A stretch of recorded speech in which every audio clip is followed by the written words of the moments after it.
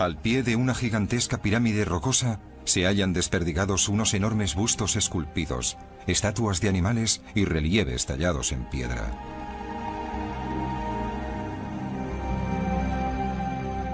Son los restos de Nemrut Dagi, un extraordinario santuario funerario que perteneció a una civilización perdida que en su momento debió gozar de gran poder y abundante riqueza.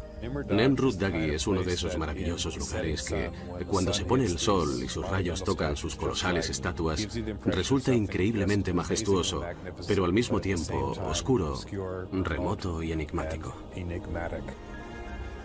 Durante más de 100 años, la posibilidad de que exista una cámara funeraria secreta en el interior del monumento piramidal que se asienta sobre el santuario ha apasionado a los arqueólogos. El mundo occidental empezó a obsesionarse con este yacimiento en 1953. Teresa Goel, una estadounidense audaz y aventurera, inició la excavación del misterioso santuario situado en la cima de una montaña de una remota región del sur de Turquía. Teresa Goel se fue obsesionando en cierta manera con el yacimiento porque cuando estás en él produce un efecto absorbente y quieres saber más y más hasta que te acaba atrapando. Esta exploradora de 52 años buscaba la supuesta tumba del rey Antíoco I, que gobernó el antiguo reino de Comagene, en el Próximo Oriente, 60 años antes del nacimiento de Cristo. Una inscripción en la piedra caliza sugiere que la cámara funeraria del rey se oculta en el interior de este montículo de piedra. También se cree que el mausoleo contiene abundantes tesoros. Teresa Goel, que era judía, trabajaba codo con Friedrich Karl Dorner, un arqueólogo alemán que, según cuenta Goel, había trabajado para Adolf Hitler durante la Segunda Guerra Mundial. Esta extraña suma de esfuerzos añadía interés a una búsqueda que se ha prolongado durante 3 décadas. Hasta la fecha, la tumba de Antíoco no se ha encontrado. Y Nemrut Dagi mantiene oculto uno de los mayores tesoros de la historia.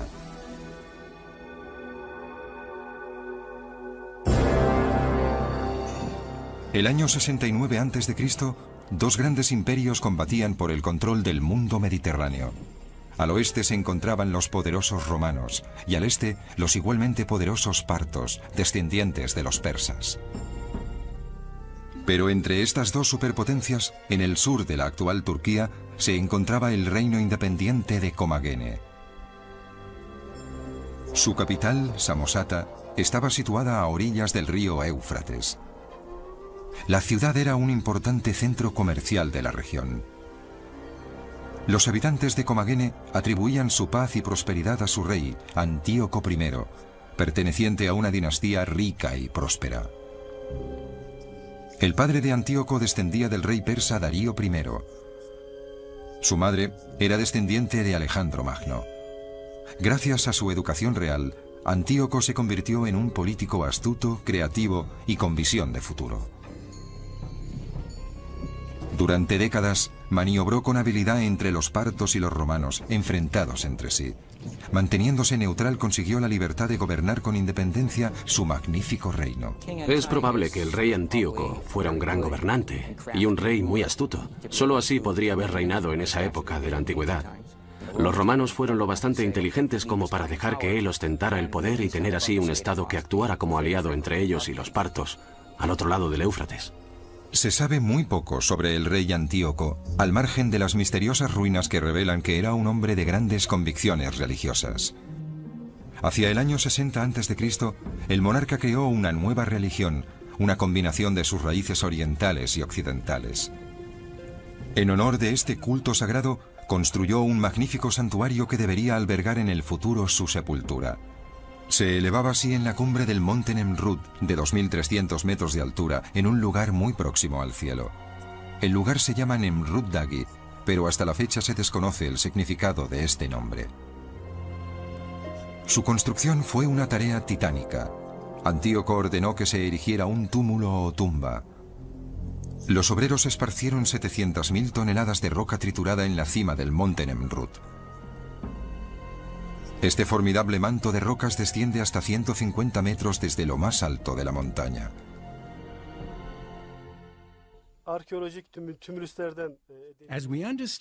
Por lo que sabemos de otros túmulos arqueológicos, los mausoleos se construyen para el noble o el rey y se recubren de arena o esquirlas de piedra.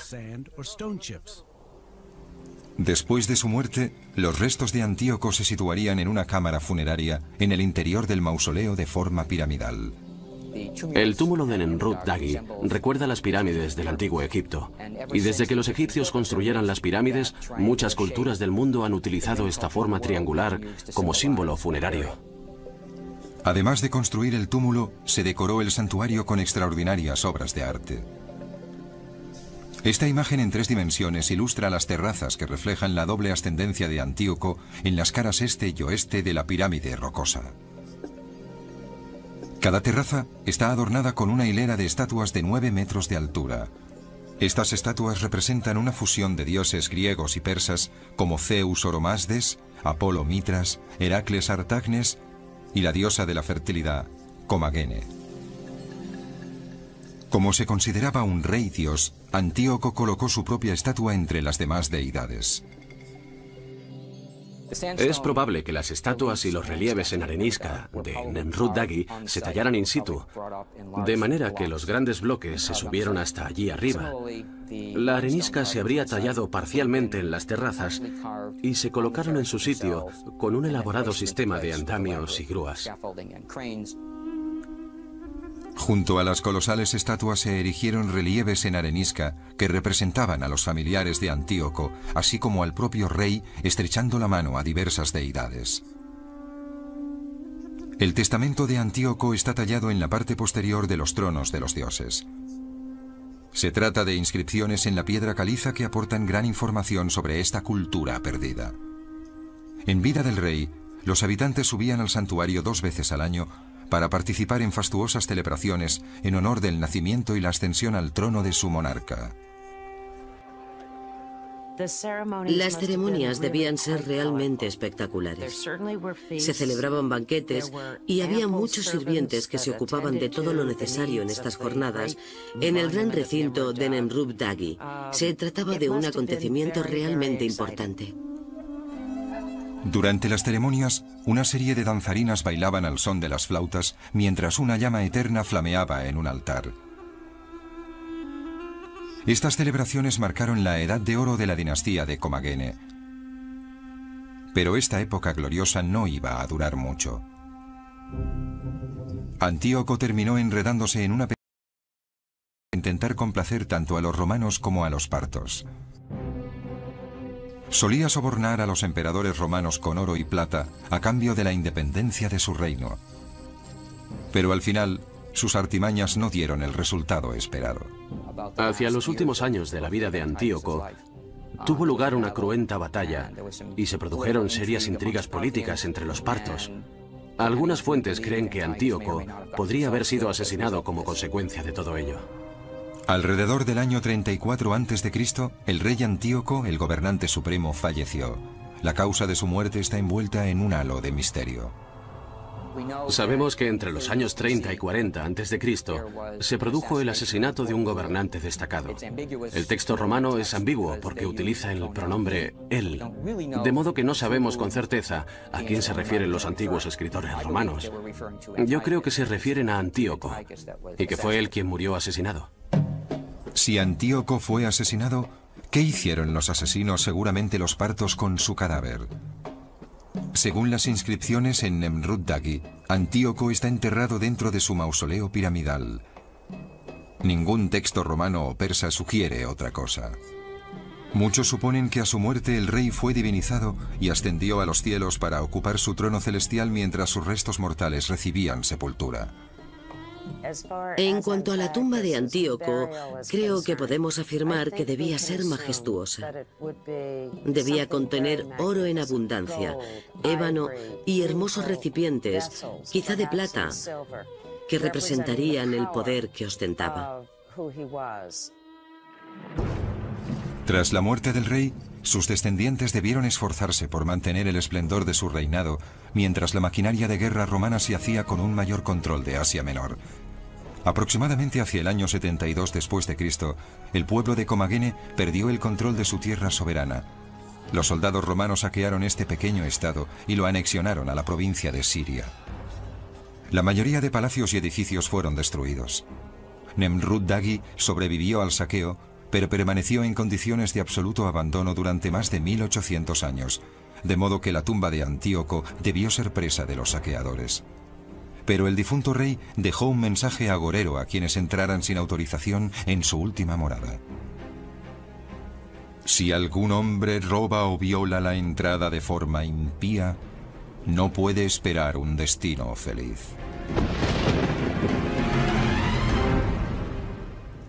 Así es como en el siglo XIX los exploradores descubrieron el misterioso santuario funerario. No sabemos si se produjo un saqueo o si tal vez jamás estuvo ocupado. Aisladas en la cumbre de una montaña, las ruinas de Nemrut Dagi nos recuerdan la devastación de una civilización olvidada. Durante casi 2000 años, la naturaleza ha profanado el santuario funerario. Los terremotos, la ferocidad del viento y las tormentas de nieve le desposeyeron de su antigua gloria. Las estatuas colosales cayeron de sus tronos. Sus enormes cabezas rodaron por el terreno y muchos de los relieves se hicieron añicos. Únicamente el túmulo piramidal de piedra sobrevivió a los elementos, algo que parece simbolizar el gran poder del rey, que supuestamente yace sepultado en su interior. Las piedras del túmulo no han dejado de desprenderse, y sin embargo sigue pareciendo que están todas en su sitio. No hay ningún hueco, es muy misterioso. Cuando el anterior reino de Comagene cambió de liderazgo y de religión, el santuario fue abandonado. A finales del siglo XIX, los turcos otomanos dominaban la región. Este pueblo practicaba el Islam y adoraba a un único dios, a diferencia de los antiguos peregrinos de Nemrut Dagi que veneraban a muchos. De hecho, Nemrut Dagi siempre fue un lugar conocido, pero lo fue para la población kurda. En Occidente era desconocido. De modo que siempre hubo grupos de nómadas que pasaban el verano en lo alto de la montaña y que descendían a los valles en invierno. A lo largo de un milenio siempre hubo gente que iba y venía por ese sitio. El primer occidental que descubrió este lugar fue Charles Sester, un ingeniero de caminos alemán. En 1881, mientras reconocía la cordillera al sur de Turquía, encontró unas curiosas formaciones rocosas. Su inusual estilo le hizo pensar que había descubierto unas ruinas asirias. Informó de sus hallazgos a la Academia Prusiana de las Ciencias de Berlín. Al principio, la Academia se mostró escéptica sobre cualquier nuevo descubrimiento en la región. Desconfiaban del hallazgo, pues no entendían cómo había podido pasar inadvertido un espacio así durante todo este tiempo. Pero unos cuantos científicos curiosos decidieron comprobar lo que Sester decía. En 1882, Karl Humann y Otto Puchstein exploraron Nemrut Dagi. Lo que vieron en la cumbre los asombró. Una pirámide de aspecto extraño que descollaba sobre unas ruinas espectaculares. En la cara este del montículo piramidal, una hilera de estatuas decapitadas, salvo una que estaba intacta y que más adelante sería identificada como Comagene, la diosa de la fertilidad. En la cara oeste, lo único que quedaba eran unas enormes cabezas de piedra caliza esparcidas entre figuras de animales y relieves fragmentados. Hicieron un trabajo espléndido al documentar el lugar en medio de unas terribles condiciones climáticas. Fotografiaron muchos de los restos y copiaron todas las inscripciones que pudieron encontrar. Puchstein era epigrafista, un científico especializado en descifrar inscripciones. Detrás de cada terraza descubrió unos largos muros de piedra caliza con caracteres griegos. Puchstein tradujo el nombre del constructor: el gran rey Antíoco, el dios, el recto, la deidad manifiesta. También descifró un pasaje que afirma que la cámara funeraria de Antíoco está escondida bajo el montículo de piedras trituradas. He previsto poner los cimientos de esta sepultura sagrada, que está muy próxima al trono celestial, donde la forma exterior afortunadamente conservada de mi persona descansará eternamente. El estilo de las esculturas reveló a Puchstein y a Humann que los restos no eran asirios como había creído Sester, sino más bien macedonios o persas. Los científicos averiguaron cómo estaban unidas las estatuas mediante el estudio de los agujeros de los costados de las cabezas de 2 metros de altura esparcidas por el suelo. Después de haberse construido el trono, se habrían hecho unos agujeros en la estatua para trasladarla y depositarla en él. Dicho de otro modo, estos agujeros son los originales.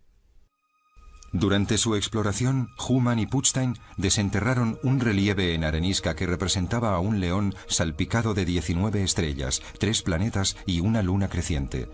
Descubrieron que era el calendario astronómico griego más antiguo que existía, pero el hecho exacto al que este horóscopo se refería generó debate. ¿Qué significa todo esto? En el horóscopo se menciona la fecha del 7 de julio del año 62 a.C. Para algunos, esa es la fecha de la coronación del rey Antíoco. Para otros, es la fecha de algún tratado de paz. Y también hay quien opina que es la fecha del nacimiento de Antíoco. Pero el equipo alemán efectuó otro descubrimiento todavía más apasionante, otros 2 túmulos reales en la región de Comagene. Uno de ellos se denomina Caracus. Aunque mucho más pequeño y menos adornado que el de Antíoco, se supone que este montículo rocoso albergaría las sepulturas de las mujeres de la familia de Antíoco, su madre, su hermana y su hija. Seson es otro túmulo pequeño. Se cree que en este montículo de roca triturada reposan su hijo y su esposa. Sin embargo, no se han encontrado restos humanos en ninguno de estos sitios. No sabemos si se produjo un saqueo o si en realidad este lugar nunca se utilizó como enterramiento. Las cámaras están vacías, de manera que no tenemos modo de saberlo, porque no quedó nada en ellas que nos indique si alguna vez hubo algo dentro. La expedición de Human y de Putstein provocó que el gobierno otomano enviara su propio equipo a Nemrut Dagi en 1883. Los exploradores alemanes y turcos coincidieron en que Nemrut Dagi era un antiguo reino con influencias de Grecia y del Próximo Oriente. Pero una nueva inspección reveló la dificultad de buscar la cámara funeraria bajo el precario montículo de piedras. No es fácil abrir el túmulo. Si se mueve una esquirla de piedra,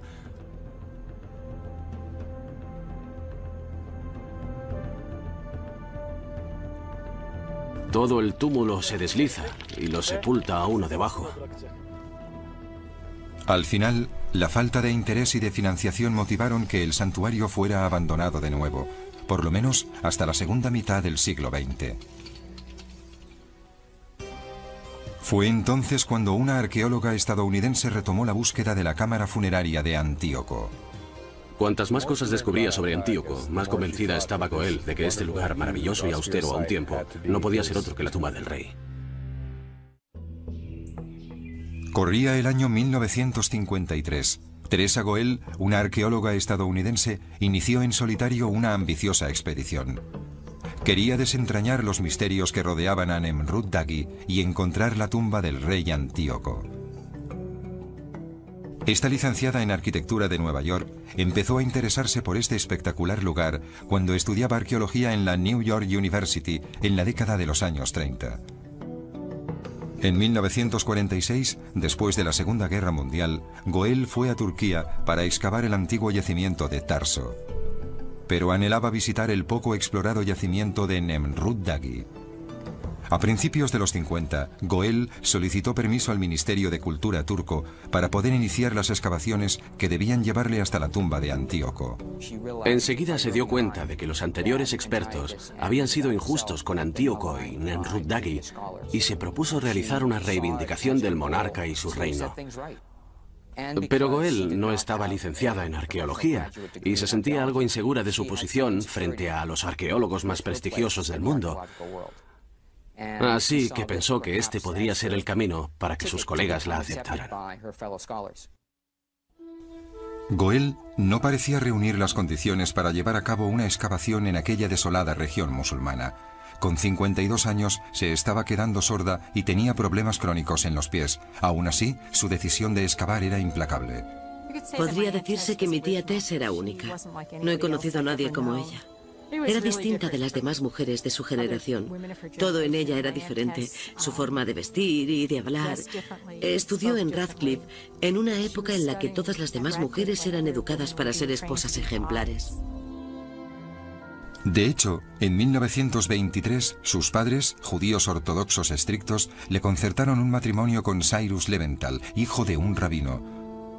Tuvieron un hijo llamado Jay, pero el matrimonio resultó un fracaso. Me di cuenta de que mi vida era una situación de continua itinerancia. Por eso mi matrimonio no tenía ningún futuro. Es una suerte que haya muchas esposas ejemplares en el mundo. No sería bueno que la sociedad tuviera que depender de personas como yo. El matrimonio era un impedimento para lo que Goel pretendía llevar a cabo. Apartó de su vida todo lo que suponía una interferencia. Todas las distracciones externas, incluido su hijo, al que dejó al cuidado de su hermana mayor. El camino poco convencional de Goel la condujo a la primera de sus muchas expediciones a Nemrut Dagi.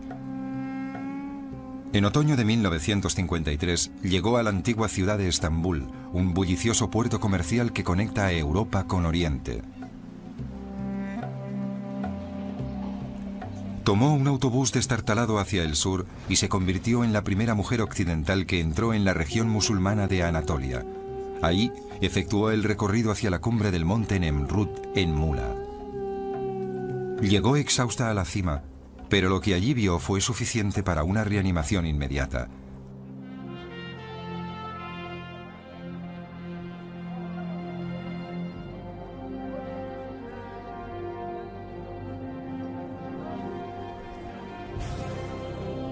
Su principal objetivo al excavar Nemrut Dagi era sacar a la luz su glorioso pasado, pero también estaba decidida a descubrir la tumba de Antíoco, un hallazgo que sería considerado de gran importancia. Goel no estaba sola en esta búsqueda. Friedrich Karl Dorner, un alemán especialista en textos antiguos, también había solicitado el permiso para excavar en Nemrut Dagi.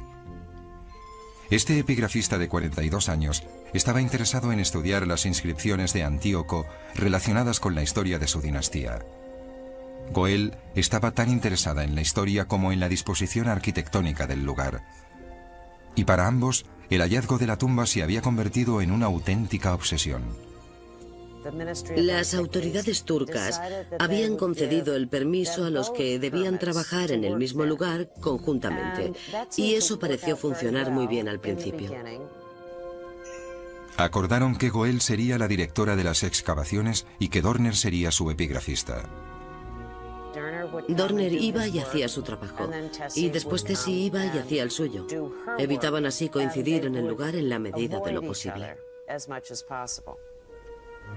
Los dos mantenían una rivalidad que podría calificarse de amistosa, a pesar de sus evidentes diferencias. Goel era judía ortodoxa y, según ella, Dorner había trabajado supuestamente para Hitler durante la Segunda Guerra Mundial. Friedrich Karl Dorner tenía una personalidad muy fuerte y era bastante contradictorio. Mi padre lo describía como una persona que había trabajado como criptógrafo para los nazis durante la guerra, pero era un profesional excelente. Era la persona más capacitada para leer lo que estaba escrito en esos muros. A pesar de la abierta competitividad, lograron trabajar juntos, ya que Goel se concentró en el yacimiento. Entabló amistad con los campesinos kurdos locales que la ayudaban en la excavación. Se adaptó enseguida a las costumbres musulmanas, hablaba turco y kurdo con fluidez y se ganó el respeto de su equipo formado solo por hombres. Los rituales sociales y religiosos de este lugar son muy complicados. Las mujeres no se arremangan por encima de los codos ni aparecen con el cabello descubierto. Intento actuar siempre con mucho cuidado para no ofender su sensibilidad. Una de las cosas que recuerdo muy bien es su interés por dar atención médica a la gente cercana a Nemrut Dagi. Acudían a ella con alguna infección, les cuidaba y les daba penicilina, y eso era un milagro para ellos. La zona estaba muy aislada en aquella época. Kermit, el hermano de Goel, la acompañó a las excavaciones equipado con una cámara de 16 milímetros. Captó estas excepcionales imágenes del yacimiento. La cumbre era árida y seca. El agua era transportada por mulas desde una fuente que se encontraba situada a más de hora y media de distancia. La higiene no era muy frecuente y el agua estaba helada. Se enfrentaba sola a un entorno hostil. Debió de ser una mujer excepcional para trabajar y resistir en esas condiciones, en unas circunstancias tan difíciles, un espacio tan árido y desolado. Goel y su equipo dormían en tiendas de campaña muy frágiles que apenas los protegían de los fuertes vientos y de las gélidas temperaturas nocturnas. A pesar de la dureza de las condiciones ambientales, Goel no dejaba de alentar a su equipo, ocupándose de proporcionarles una buena alimentación y algún que otro detalle. Llevaba consigo un aparato para hacer helados, chocolate y confites, y cuando notaba que la tensión aumentaba entre los miembros del equipo en el yacimiento, le pedía a su hermano Kermit que fuera a buscar un poco de hielo. Cuando ella decía esto, todos sabían que se trataba de un momento de dificultad. Sabían que debían templar los ánimos. Era ella la primera que se anticipaba con su actitud a crear un ambiente relajado y... Gracias a su generosidad, el equipo kurdo la ayudaba con entusiasmo a resolver los misterios que rodeaban al santuario que se elevaba sobre sus pueblos. Goel quería descubrir quiénes eran estos dioses y por qué Antíoco los veneraba. Y no estaba convencida de que fuera únicamente por influencia helenística. El equipo recuperó las cabezas esculpidas de las estatuas y volvió a unir los relieves que habían estado expuestos a las duras condiciones climatológicas durante más de 2000 años.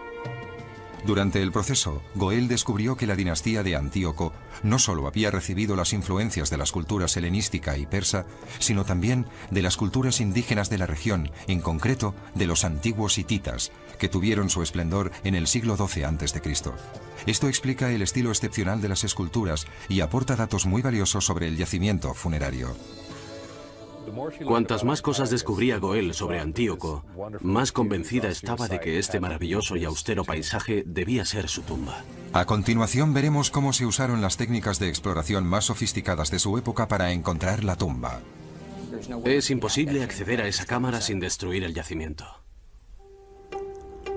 La obsesión de Teresa Goel por encontrar la tumba de Antíoco solo era equiparable a la de su colega Friedrich Karl Dorner. En público mantenían una relación profesional, pero no sabemos lo que pensaban y sentían entre ellos en privado. Se ha dicho que Teresa estaba enamorada de Karl Dorner, y este sentimiento podría resultar más bien conflictivo, porque ella era judía y él alemán. Y es posible que, además, hubiese pertenecido al partido nazi. Es probable que ella tuviera la sospecha de que él había estado afiliado a dicho partido. Y a pesar de ello, no dejaba de sentirse muy atraída por él. De modo que ahí estaban, en la cima de la montaña, un lugar donde debía fluir el amor y el odio a un tiempo, y también una creciente rivalidad por el descubrimiento de la tumba de Antíoco. La competitividad entre ambos se fue intensificando con los años. Entre 1953 y 1961, Goel hizo 6 viajes a Nemrut Dagi. Estudió y registró las esculturas. También empezó a excavar para encontrar la cámara funeraria de Antíoco. No existe un acceso evidente. Teresa Goel realizó la excavación basándose en el lugar donde se encontraban las cámaras funerarias de otros túmulos reales de Comagene.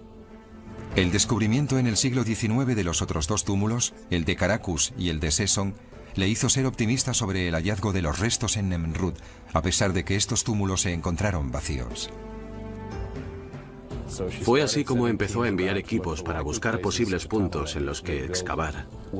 Construyeron protecciones de madera para evitar que las piedras cayeran, a pesar de que caían igualmente. Después, utilizaron un equipo sísmico italiano que efectuaba pequeñas cargas de dinamita para captar ecos de lo que llamaban anomalías y que, según tengo entendido, también causaron algunos desperfectos. Durante los años en que Goel abrió túneles para encontrar la tumba escondida, se produjo un pequeño desastre en el santuario. La cabeza de la diosa Comagene, la única estatua que permanecía intacta, se desprendió del torso. Según los más supersticiosos, el espíritu de Antíoco había regresado para maldecir a quienes habían intentado profanar su tumba. Se han escuchado todo tipo de interpretaciones, desde que fue un acto de los dioses hasta que fue por culpa de la dinamita. De todas ellas, la explicación más plausible es que la estatua se fragmentó debido a uno de los terremotos todavía bastante frecuentes en la zona, o que la alcanzó un rayo. Goel no mencionó el incidente en sus cartas, y el episodio no fue un impedimento para su obsesiva búsqueda de la cámara funeraria de Antíoco. En los años 60, Nemrut Dagi ya no estaba relegado a las notas a pie de página de los libros de arqueología. Teresa Goel llevaba trabajando en la cima de la montaña 8 años. Convertía la búsqueda de la cámara funeraria de Antíoco en algo tan importante como los descubrimientos de las tumbas de los grandes faraones de Egipto. Periódicos y revistas internacionales informaron sobre su apasionante búsqueda. La publicidad sirvió para la aportación de fondos económicos al yacimiento. En 1963, Goel exploró de nuevo el túmulo, esta vez utilizando el equipo más avanzado de la época. Se realizaron varias pruebas, incluidas las prospecciones sísmicas y electromagnéticas, pero Goel y su equipo tropezaron con muchos obstáculos. Además de tener una superficie precaria, la roca triturada es solo un revestimiento de la cima de la montaña. Y a diferencia de las pirámides de Egipto, que contienen cavidades artificiales, el monte Nemrut contiene varias bolsas naturales que pueden percibirse como cámaras funerarias. Es muy difícil diferenciar una cavidad natural de otra artificial, con la clase de prospecciones realizadas hasta ahora. Aunque se hubiera encontrado una cámara en el interior, habría sido imposible llegar a ella sin destruir el túmulo. Goel probó todos los métodos posibles, pero no encontró nada. A su frustración se sumaba su creciente resentimiento hacia Friedrich Karl Dorner. Durante una década habían trabajado principalmente por separado, pero a finales de los años 60 se vieron obligados a compartir sus investigaciones para poder publicar sus hallazgos. Trabajar juntos provocaba mucha tensión entre ellos, no solo porque cada uno tenía su propio enfoque científico, sino porque además ambos tenían el sentimiento de que el yacimiento les pertenecía. Dorner quería reservarse la información de gran parte de los materiales que él mismo había descifrado, y Goel, por supuesto, quería obtener toda la información sobre el yacimiento. Solían discutir mucho, sus cartas dan fe de ello, así como de la opinión un tanto crítica que ambos tenían entre sí sobre los trabajos realizados por el otro en la excavación. También estaban en desacuerdo en cuanto a la publicación de la información sobre el yacimiento, pero a pesar de todo esto, siguieron colaborando y trabajando juntos. Goel seguía sin estar satisfecha con su investigación. En 1976 planeó otra excavación. Sin embargo, no consiguió los fondos económicos suficientes. Con 75 años, sus posibilidades de regresar al yacimiento parecían escasas. La gente murmuraba y decía que como era mujer y sufría problemas de sordera, no tendría futuro en el mundo académico. Pero creo que su mayor inseguridad provenía de su formación académica, pues no había llegado a doctorarse. Goel había lidiado todo tipo de tormentas en la cima del monte Nemrut, pero en este caso se enfrentaba con otro obstáculo. No había finalizado el doctorado en arqueología. Esto la torturaba y hacía que se sintiera insegura a la hora de publicar sus hallazgos. Aunque había escrito artículos breves sobre el yacimiento a lo largo de todos estos años, tenía que redactar un informe final que sería juzgado por un público académico muy crítico. Había profundizado mucho en el estudio de Comakene y en su región, y su interés por el yacimiento la llevó a seguir adelante durante años, pero jamás creyó tener información suficiente sobre el yacimiento. Pensaba que sus interpretaciones no tendrían validez entre sus colegas. Aunque su obsesión por encontrar la tumba de Antíoco era implacable, la salud de Goel empeoraba. En 1981, a sus 80 años, le diagnosticaron un cáncer y su esperado informe sobre Nemrut Dagi distaba mucho de estar redactado en su totalidad. Su hermano Kermit se negó a permitir que la que había sido la obra de su vida quedara incompleta, así que solicitó para su hermana la ayuda de varios expertos en la materia. Donald Sanders, doctor en arqueología, aceptó la propuesta de Kermit para terminar el libro de Goel. Cuando me convertí en la persona que iba a recopilar toda la información aportada por Teresa Goel sobre Nemrut Dagi, tuve la posibilidad de hablar con ella muchas veces y decirle que la obra de su vida iba a publicarse para provecho de la comunidad arqueológica. A Goel, débil y postrada en la cama, le entristecía saber que no volvería a visitar nunca el santuario en lo alto de la montaña. Vivió sus últimos años reflexionando y lamentándose. Se sentía decepcionada por no haber terminado una publicación final sobre el yacimiento. También se sentía muy frustrada por no haber encontrado la tumba de Antíoco. Le invadía el resentimiento porque no podría terminar aquello a lo que había dedicado toda su vida. Aquello que había sido considerado de gran interés por la comunidad arqueológica mundial. E incluso sentía rabia por el hecho de que Dorner pudiera seguir adelante y ella no. El 18 de diciembre de 1985, Teresa Goel falleció. Tenía 84 años. Su hermano Kermit cumplió con su última voluntad. Esparció sus cenizas en la cima del monte Nemrut. A continuación veremos cómo el rival de Teresa Goel prosiguió la búsqueda de la tumba de Antíoco en Nemrut Dagi. Creo que no debería reanudarse la búsqueda de la tumba de Antíoco, porque no pueden hacerse más análisis del yacimiento sin destruirlo más todavía. Pero los misterios que envolvían a Nemrut Dagi continuaron tras la muerte de Teresa Goel, y Friedrich Karl Dorner prosiguió con el legado de su colega y rival. En 1984, Dorner regresó a Nemrut para efectuar unos trabajos de restauración, aunque no disponía de fondos económicos para devolver al yacimiento el esplendor del que había gozado en el pasado. Dorner estaba dispuesto a dejar su propia huella en el lugar, así que se puso a buscar la tumba perdida de Mitrídates I, padre de Antíoco, situada al parecer en Arsamella, a unos 50 kilómetros de Nemrut Dagi. Sin embargo, Arsamella no posee ningún túmulo, solo 2 túneles profundos abiertos en la montaña. Una inscripción sobre un túnel informa de que Antíoco sepultó en él a su padre. Pero no existe ninguna cámara funeraria. Sabemos que en Arsamella podría haber existido una serie de estatuas colosales parecidas a las de Nemrut Dagi, y que es probable que Mitrídates estuviera enterrado allí, pero no ha aparecido ninguna indicación sobre sepultura alguna. Dorner se sentía desanimado por no haber encontrado cámaras funerarias reales en la región, y le entristecía que Goel no hubiera terminado de escribir el libro sobre su investigación conjunta. A pesar de que él mismo había publicado algunos artículos breves sobre sus trabajos en Nemrut, confiaba en que fuera Goel, que había sido la directora de la excavación, quien publicara un informe definitivo sobre sus hallazgos. Tuve ocasión de conocer a Friedrich Karl Dorner. Le vi una vez en Alemania.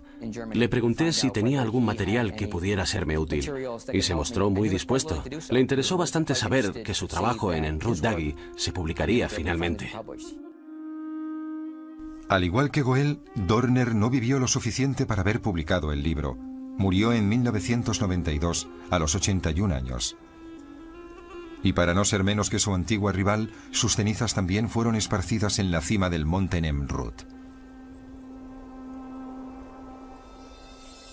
En 1996, Donald Sanders terminó la edición sobre la investigación de Teresa Goel en un monumental libro de 2 volúmenes. Se publicó 11 años después de su muerte. También incluía el análisis de las esculturas y las inscripciones de Friedrich Karl Dorner. El libro devolvió a Nemrut Dagi la importancia de haber sido considerada como una de las maravillas de la antigüedad. El interés por Nemrut Dagi no ha decrecido con la muerte de sus descubridores, las 2 personas que dieron a conocer al mundo la existencia de este yacimiento excepcional. En 1988, Nemrut Dagi fue declarado Parque Nacional Turco y Patrimonio de la Humanidad. Actualmente, miles de turistas suben hasta la cima de la montaña para contemplar el impresionante yacimiento y preguntarse si la tumba del rey Antíoco permanece oculta en algún lugar cercano. Pero la afluencia constante de visitantes a la zona ha afectado al santuario. Cientos de personas llegan hasta aquí todos los días. Se acercan hasta las estatuas y recorren el túmulo. Poco a poco van deteriorando lo poco que se conserva de las esculturas. Tenemos que impedir que la gente deteriore el yacimiento, de modo que sería mejor mantener a los visitantes en los bordes exteriores de las terrazas. Así podrían contemplar el yacimiento, pero sin acercarse a las estatuas. ¿Y qué otras exploraciones se han efectuado para localizar la tumba de Antíoco? En los últimos años se han realizado varias exploraciones sísmicas en torno al túmulo y se han obtenido algunos datos, pero no se ha determinado todavía dónde podría localizarse exactamente el mausoleo. Pero como arqueólogo, yo creo que Antíoco está enterrado en él.